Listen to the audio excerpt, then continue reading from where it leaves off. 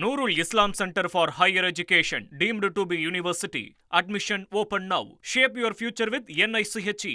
சட்டமன்ற தேர்தல் தோல்வி மற்றும் அதற்கான காரணங்கள் குறித்து கோவை மாவட்ட பாஜக அலுவலகத்தில் தேசிய அமைப்பு செயலாளர் PL சந்தோஷ் தலைமையில் மாநில நிர்வாகிகள் ஆலோசனை கூட்டம் நடந்திருக்கு. அதற்கடுத்தபடியாக செய்தியாளர்களை சந்திச்ச தமிழிசை சவுந்தரராஜன் அமைச்சரவையில் காங்கிரஸ் இடம்பெற்றது தொடர்பாக விமர்சனம் செஞ்சிருக்காங்க. அவங்களுடைய அந்த விமர்சனம் தொடர்பான காட்சிகளை பார்க்கலாம். எதிர்த்து எந்த தீய சக்தியை எதிர்த்து போராடுகிறோம் என்று சொன்னார்களோ அந்த தீய சக்தியின் ஒரு பங்காக இருந்தவர்களோடு சேர்ந்து இன்று ஆட்சி அமைத்திருக்கிறார்கள். காங்கிரஸ் புறவாசல் வழியாக அவர்கள் இன்று அமைச்சராகி இருக்கிறார்கள். காங்கிரஸ் பல மாநிலங்களில் புறக்கணிக்கப்பட்ட ஒரு கட்சி, ஊழல் அதிகமாக செய்த கட்சி, மக்களுக்கான நல்ல திட்டங்களை கொடுக்காத கட்சி.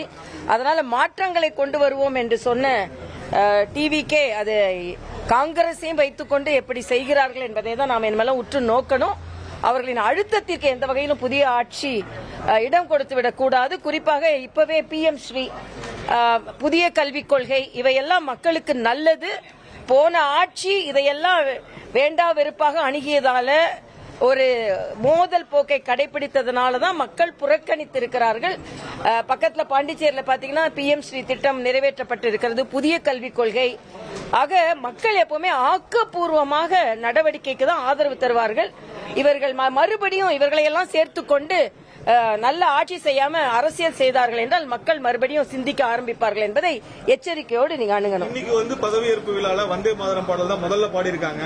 அவங்க கூட இப்ப சப்போர்ட் பண்ணக்கூடிய கம்யூனிஸ்ட் எல்லாமே அதை விமர்சனம் பண்றாங்க. எப்படி பாக்குறீங்க? இல்ல, இந்த விமர்சனம் தேவையில்லாதது. வந்தே மாதர பாடல் நம் நாட்டு உணர்வை தட்டி எழுப்பிய பாடல், நமது சுதந்திர கனலை தட்டி எழுப்பிய பாடல். இந்த பாடலுக்கு முக்கியத்துவம் தர வேண்டும்.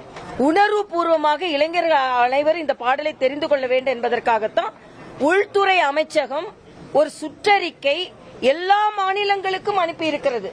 இன்னைக்கு என்கிட்ட கூட கேட்டாங்க, தாவேக அமைச்சர் ஒருவர் இனிமே நாங்க அதை பின்பற்ற மாட்டோம் அப்படின்னு சொன்னாங்கன்னா தாவேக அமைச்சர் அப்படி பொத்தாம் பொதுவா கருத்து சொல்ல முடியாது.